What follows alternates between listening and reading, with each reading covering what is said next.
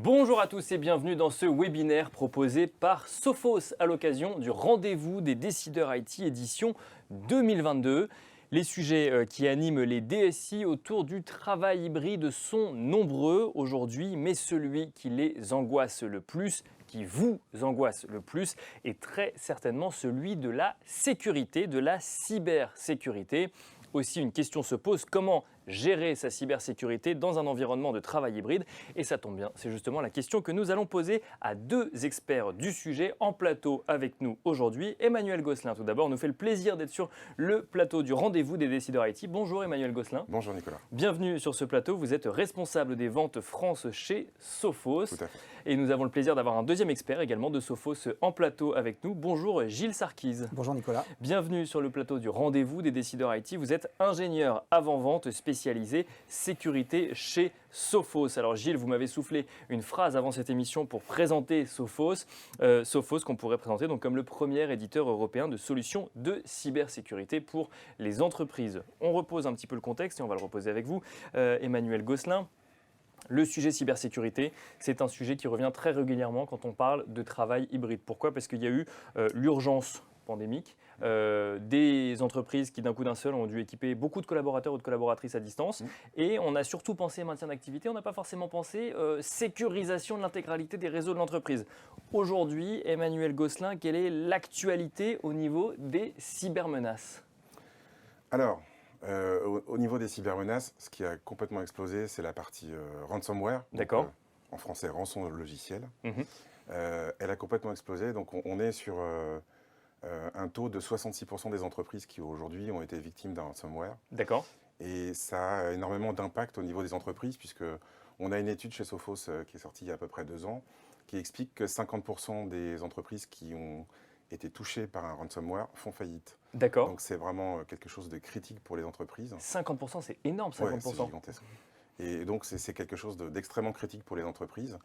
Et aujourd'hui, quand on regarde toute la partie ransomware, elle a complètement explosé en termes de volumétrie, parce qu'aujourd'hui, il y a des possibilités de démultiplier avec les offres cloud toute la partie attaque en ransomware. D'accord. Et donc, toutes les entreprises aujourd'hui sont touchées, de la TPE, PME jusqu'au très grand compte. Il n'y a plus d'exception. Ça veut dire que les hackers en fait industrialisent les attaques et attaquent toutes les entreprises. Oui, et le niveau du fait que vous avez des plateformes de ce type-là qui vous permettent de faire ce genre d'attaque, ça baisse aussi le niveau, donc ça augmente le nombre de personnes qui peuvent faire des attaques. D'accord. Sans avoir nécessairement les compétences.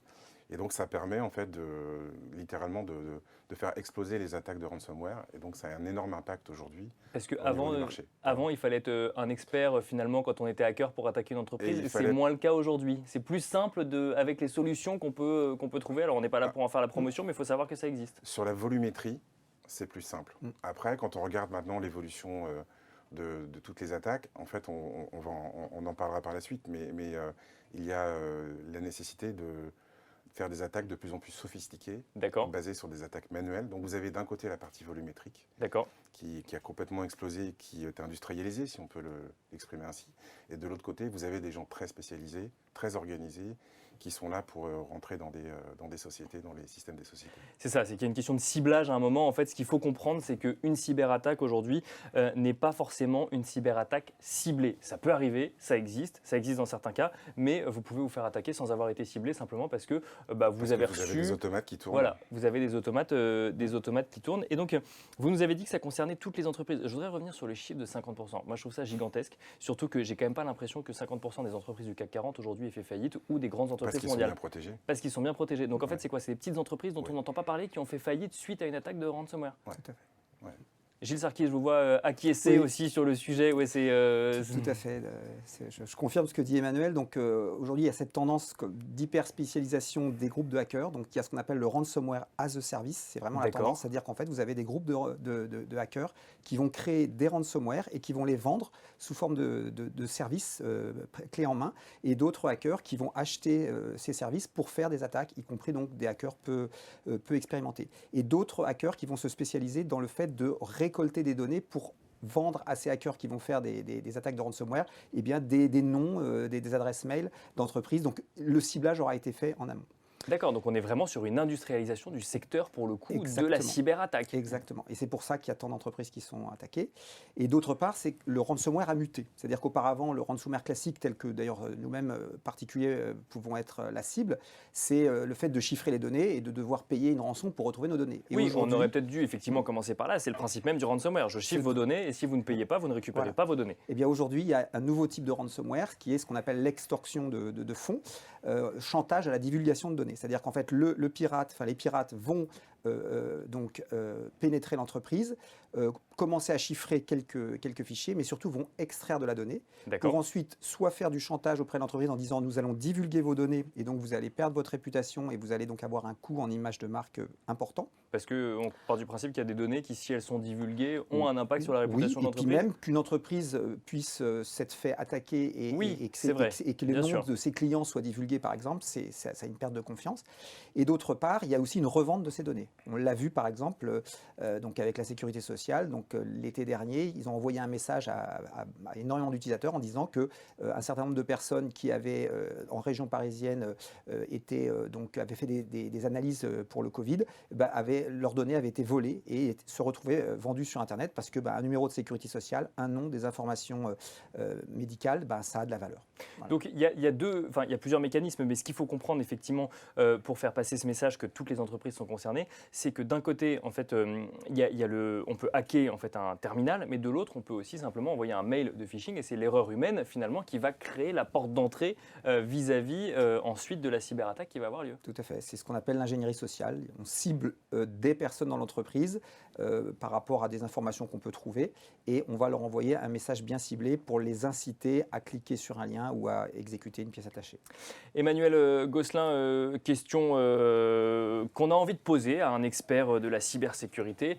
Pourquoi est-ce que malgré les évolutions des solutions de sécurité aujourd'hui, dont on a quand même l'impression qu'elles sont en pointe par rapport à tous ces sujets-là, les entreprises sont toujours victimes d'attaques? Alors, c'est un vaste sujet.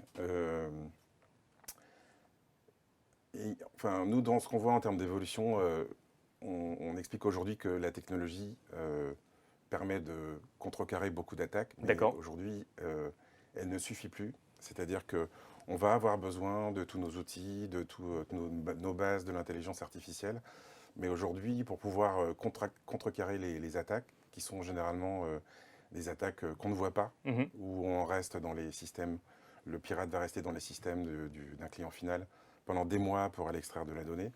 Donc aujourd'hui, les attaques, elles sont très sophistiquées, elles sont invisibles.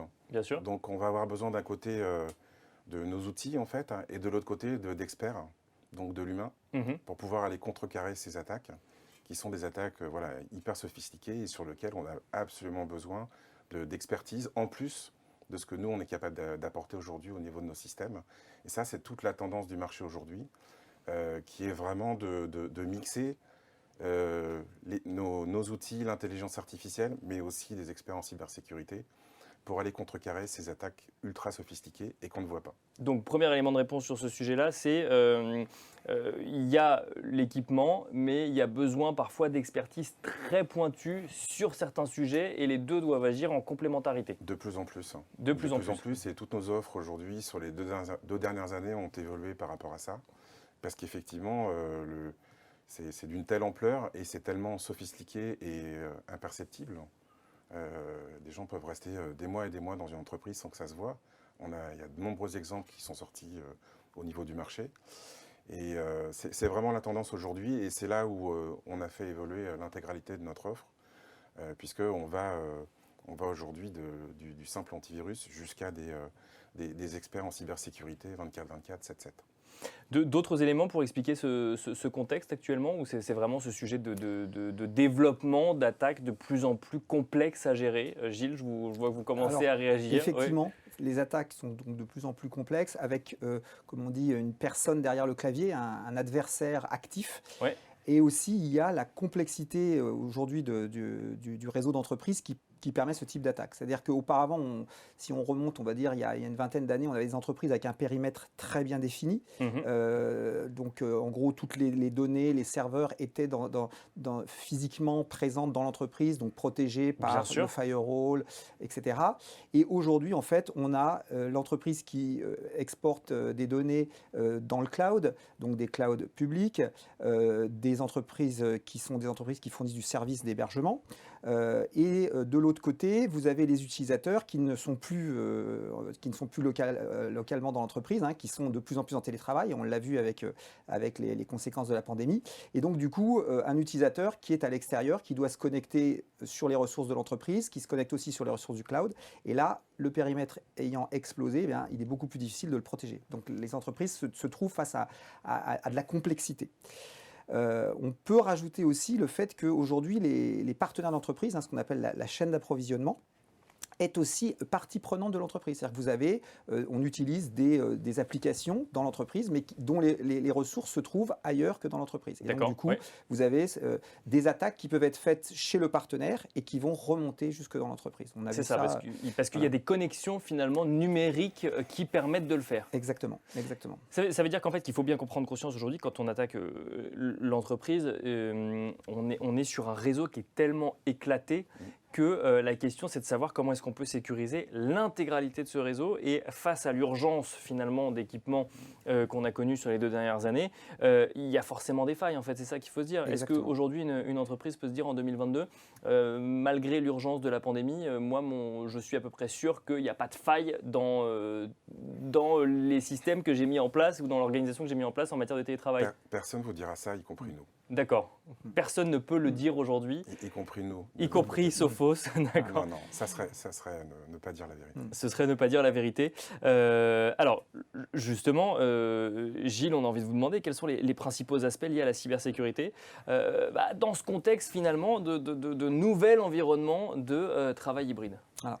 Alors, donc là, il faut penser justement par rapport à cette architecture éclatée. Donc, en fait, il faut s'assurer qu'en tout lieu, il y ait de la sécurité, c'est-à-dire que les utilisateurs travaillant aujourd'hui avec des ordinateurs portables, des smartphones, il faut s'assurer que, quel que soit le lieu où ils travaillent, ils puissent à la fois avoir une connexion sécurisée vers l'entreprise, mais aussi que leur appareil soit protégé. D'accord. Donc déjà, c'est le réseau, la connexion, et le réseau, et l'appareil. Voilà, l'appareil, exactement, tout à fait. Et ensuite, il faut protéger, bien sûr, toutes les ressources. C'est-à-dire que les ressources, qu'elles soient en interne dans l'entreprise ou dans le cloud, c'est pas parce qu'on héberge des ressources dans un cloud que le cloud va assurer la sécurité dans le cloud. L'entreprise qui fournit le service cloud va assurer la sécurité du cloud, c'est-à-dire de son environnement à elle, mais par contre, vos machines qui sont dans le cloud, il faut en assurer la sécurité. Voilà. Je dirais que c'est ces 2 aspects-là qui sont vraiment importants. Donc, même si on passe par des grands noms qu'on nommera pas ici du cloud, c'est pas forcément une garantie de sécurité pour l'intégralité des données qu'on a mis dans le cloud. Aucunement, c'est marqué dans les contrats. Emmanuel Gosselin, c'est un sujet qu'on retrouve dans beaucoup de projets chez nos clients actuellement. Qui sont sur la sécurisation des environnements cloud. Donc un manque de connaissances ou en tout cas d'évangélisation sur ce sujet où on pense que le cloud effectivement protège les données, parfois même les sauvegarde aussi, ça c'est un autre sujet, mais et finalement on se rend compte que ça ne va pas jusque là. On commence à voir ces conversations arriver avec nos clients, nos prospects. Et c'est quelque chose qui devient important. Qui devient important et on commence à prendre conscience effectivement de ces sujets-là. Gilles, je reviens sur donc ces principaux aspects. Donc il y a ce sujet cloud, effectivement, qui n'est pas une garantie à 100%. Il y a d'autres choses qu'il faut prendre en compte. Là, on a parlé terminaux, on a parlé réseau, on a parlé cloud. Il y a quand même 3 grandes verticales aujourd'hui de la construction du travail hybride. Peut-être un mot sur l'utilisateur aussi, parce que finalement l'utilisateur, j'ai l'impression que c'est quand même le maillon faible dans cette histoire, une fois sur 2. Alors, moi je préfère dire que l'utilisateur, c'est le dernier recours au niveau de la sécurité. C'est pour ça que l'utilisateur, il est important qu'il soit formé et qu'il soit sensibilisé. Donc notamment, je repense à un client qui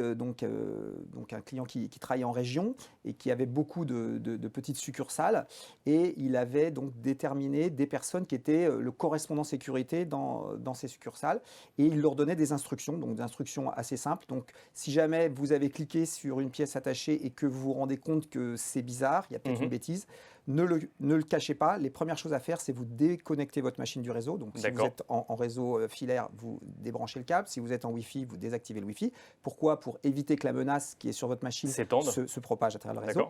Et deuxièmement, vous arrêtez votre machine pour que si jamais il y a quelque chose, un chiffrement qui est en cours, eh bien ce chiffrement s'arrête, puisque la machine s'arrêtant, le chiffrement va s'arrêter. Et du coup, après, on pourra redémarrer la machine en mode ce qu'on appelle sans échec, et on pourra après faire un travail dessus. Donc ça, c'était des choses essentielles. Et donc, il avait communiqué ça à tous ses correspondants, et ses correspondants faisaient de la sensibilisation régulièrement auprès des utilisateurs, en faisant par exemple un petit déjeuner autour d'une pizza, et en présentant deux, trois diapos et expliquant les choses. Les gens sont sensibilisés, ils sont contents. Deuxièmement, il est important aussi que l'administrateur réseau ou sécurité soit quelqu'un qui soit ouvert et accueillant quand un utilisateur lui pose une question, de façon à ce que les utilisateurs qui ont peut-être fait une bêtise puissent dire j'ai fait une bêtise, oui, ça, et du coup on va arrêter, parce que le pire c'est de cacher la chose sous le tapis. Et puis troisièmement, c'est de faire des campagnes de tests auprès des utilisateurs, notamment des campagnes avec par exemple des mails de phishing ou des mails des faux mails de phishing, bien sûr. Voilà, qui sont totalement qui ne posent pas de problème, mais qui vont permettre de voir comment l'utilisateur réagit, et derrière de lui faire une petite formation qui soit simple pour les utilisateurs. Donc nous par exemple, Sophos, on a un produit qui s'appelle PhishThreat, qui permet de faire des fausses campagnes d'email avec soit des pièces attachées, des demandes de mots de passe, etc. Et puis du coup derrière, il y a des petites formations avec un petit test derrière, et puis bon voilà, et ben ça, les gens progressent. Ça permet de faire progresser les gens. Donc là, effectivement, on est sur des recommandations ou des conseils aux entreprises pour faire en sorte que de s'assurer d'un niveau de cybersécurité suffisant. C'est amusant, Emmanuel Gosselin, de voir que quand on développe une solution de cybersécurité, on va jusqu'à développer des solutions de test des utilisateurs, et notamment sur des solutions de faux phishing. On va jusqu'à l'éducation en fait, du collaborateur en entreprise. Et ça permet, en fonction des profils, d'établir en fait des scénarios de sécurité plus ou moins forts en fonction des utilisateurs. D'accord, en fonction des accès qu'on peut avoir finalement dans l'entreprise. En fonction des résultats de ce que ça a donné. Donc, oui, c'est ça. Qu'est-ce qui se passe? Il y a des gens sur lesquels on va renforcer la sécurité, et d'autres sur lesquels on va mettre un niveau de sécurité normal. Et oui, c'est une vraie question. Alors ça, j'imagine que ça dépend un peu de la politique de chaque entreprise, mais qu'est-ce qui se passe quand on n'a pas passé le test finalement du faux phishing? Emmanuel, pour commencer, je vois que vous avez tous les deux envie de réagir, mais Emmanuel, pour commencer. Ça dépend de la taille de l'entreprise. Il y a des entreprises sur lesquelles il y aura des cycles de formation qui sont prévus et qui vont permettre de faire progresser les gens. Et puis, quand on est sur des structures où on n'a pas les ressources pour faire ce genre de choses, à ce moment-là, voilà, c'est plus des discussions internes, c'est des choses comme ça. Donc, c'est de l'adaptation permanente, mais c'est vrai que ce n'est pas évident parce que ce n'est pas quelque chose aujourd'hui de commun. Bien sûr. Les gens connaissent. Voilà, c'est des choses sur lesquelles ils sont pas attendus. On les attend pas là-dessus, on les attend sur d'autres critères. Alors que ça devient critique et stratégique pour l'entreprise. Gilles, vous vouliez réagir également? Oui, je dirais que c'est une saine émulation. Moi, ça me fait penser, donc nous en interne Sophos, on se fait régulièrement tester de cette façon-là. Donc le but, c'est que ça ne soit pas du tout punitif. Le principe, c'est vraiment d'éduquer les personnes. Et en fait, je m'en souviens très bien, une fois avant Noël, j'ai reçu un email où il y avait marqué qu'on allait, vous pouvez, en cliquant là, gagner. Sophos nous offrait la possibilité d'avoir un bon pour aller dans un spa. Et donc j'ai cliqué, je me suis fait avoir. J'étais vraiment pas fier parce que je suis normalement le premier concerné. Je peux vous dire que maintenant, je fais super attention. Et l'autre avantage de ces solutions... Donc il n'y avait pas de spa à la fin? Non, il n'y a pas de spa. Il y a eu un petit pop-up qui m'a dit... Vous êtes fait avoir. Ça aurait pu être une attaque. Donc maintenant, faites la formation. Donc j'ai fait la formation. J'ai effectivement fait le petit test. Et quand on suit la formation, c'est une formation très simple. On réussit le test à coup sûr. C'est un petit QCM. Le test dure 10 minutes en tout. Et surtout, c'est qu'après, vous avez la possibilité de signaler quand vous avez un mail suspect. Vous avez donc un add-in dans Outlook, et vous pouvez cliquer et dire voilà, ça c'est du spam, et donc aujourd'hui c'est ça. Donc du coup aujourd'hui on devient actif dans la chasse au spam, au phishing et aux attaques email. Mais ça ne marche que si c'est fait de manière collective, parce que s'il n'y en a qu'un seul qui clique sur spam, ça suffira pas effectivement à identifier de manière globale, mais effectivement chacun doit amener sa pierre à l'édifice. J'ai encore envie de vous poser une question, Emmanuel Gosselin, dans le sujet cybersécurité, on a toujours quand même l'impression que c'est un sujet qui concerne les grosses entreprises, les grandes entreprises. Pourquoi? Parce qu'on pense que c'est elles qui sont attaquées, parce que c'est elles qui ont les moyens de payer des rançons, et que c'est celles pour qui c'est le plus critique de subir ces cyberattaques, notamment d'un point de vue réputationnel. Et puis, donc ça, on y a répondu, effectivement. On a compris comment fonctionnent les hackers aujourd'hui. Et puis, on a aussi l'impression que c'est un sujet de grandes entreprises, parce qu'on a l'impression qu'avoir un système de sécurité optimal et suffisant pour se défendre, de toute façon, c'est un coût que ne peuvent supporter que les grosses entreprises. Qu'est-ce que vous pouvez dire aux gens qui nous écoutent aujourd'hui sur ce sujet-là? Alors la cybersécurité, ça concerne toutes les entreprises. Bien sûr. Ouais. De la TPE, PME jusqu'au très grand compte. On ne peut plus faire de distinction. Quand vous regardez aujourd'hui la répartition en fait, entre les différentes segmentations de clients finaux au niveau de Sophos, on est sur un tiers, un tiers, un tiers. D'accord. Un tiers PME, PMI, un tiers ce qu'on appelle le mid-market et un tiers sur les très grands clients qu'on appelle l'entreprise. Donc en fait, ça touche absolument tout le monde. Il n'y a pas de distinction en fait. D'accord. Et au jour d'aujourd'hui, une des questions aujourd'hui du marché, c'est plutôt les cyberassurances qui demandent en fait de plus en plus de choses aux entreprises en termes d'équipement, en particulier des solutions de type EDR, XDR. Et aujourd'hui, qu'on soit une toute petite entreprise ou une très grande entreprise, on a cet enjeu de sécurité qui est vraiment... il n'y a pas de distinction aujourd'hui. Et en même temps, on a des contraintes par rapport aux assureurs qui commencent vraiment à demander à ce que certains types d'outils que nous fournissons soient mis en place dans les sociétés et pas de notion de taille. Voilà. Et est-ce que du coup ça coûte très cher pour une petite entreprise de s'équiper ou ça va, c'est la crainte que peuvent avoir effectivement les RSSI ou les DSI qui nous écoutent? Oui, alors c'est toujours à mettre en regard, effectivement, j'imagine, du coup que ça aura le jour où on sera fait attaquer. C'est vrai. On a différents niveaux de solutions. On a aussi des modes pompiers quand il y a des attaques. Bien sûr. Oui. Voilà. Donc, en fonction des différentes tailles d'entreprise, on a tout un panel de solutions, et puis s'adapter au nombre d'utilisateurs, tout simplement. Voilà, pour répondre à ceux qui se posent la question, qu'ils fassent partie de grosses ou de petites entreprises sur le sujet sécurité, parce qu'effectivement, ça touche tout le monde. Et j'imagine que c'est quand même un sujet assez angoissant pour un certain nombre de gens qui nous écoutent quand on doit se porter garant d'un parc informatique ou d'un environnement de travail hybride qu'on veut plus agile, plus flexible, plus performant, mais en même temps où il y a des contraintes de sécurité derrière à gérer. Merci en tout cas à vous deux. Merci Gilles Sarkis, ingénieur avant-vente spécialisé sécurité chez Sophos, de nous avoir partagé votre expertise. Merci Gilles Sarkis. Merci Nicolas. Merci également Emmanuel Gosselin. Merci Nicolas. Je rappelle que vous êtes responsable des ventes France chez Sophos. Merci également de nous avoir accompagnés sur ce sujet de la cybersécurité, de la gestion de sa cybersécurité dans un environnement de travail hybride. Et évidemment, merci à vous de nous avoir suivis depuis le plateau du rendez-vous des décideurs IT.